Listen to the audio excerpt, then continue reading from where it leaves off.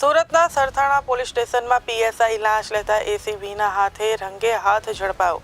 ભ્રષ્ટાચાર સામે મોટી કાર્યવાહી સામે આવી છે, જ્યાં સરથાણા પોલીસે સ્ટેશનમાં ફરજ બજાવતા પીએસઆઈ એમજી લિંબોલા એક ગુનાના આરોપીઓને માર ન મારવા અને વહેલી તકે જામીન પર મુક્ત કરવા માટે ફરિયાદી પાસેથી ₹40,000ની લાંચની માંગણી કરી હતી। ફરિયાદીએ તુરંત જ એસીબીનો સંપર્ક કરતા એન્ટી કરપ્શન બ્યુરોની ટીમે 6 ઓગસ્ટ 2025ના રોજ ટ્રેપ ગોઠવી લિંબોલાના પોલીસ સ્ટેશનની સર્વેલન્સ સ્ટાફ ઓફિસમાં લાંચ લેતા રંગે હાથ ઝડપી પાડ્યો હતો।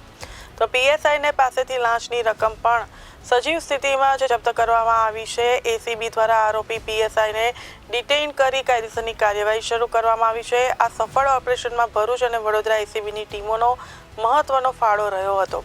ત્યારે ભ્રષ્ટાચારના કેસો સામે લોકો જાગૃતતા વધે અને આવા તત્વો સામે કડક પગલાં લેવામાં આવે તે માટે એસીબી સતત સજાગ છે।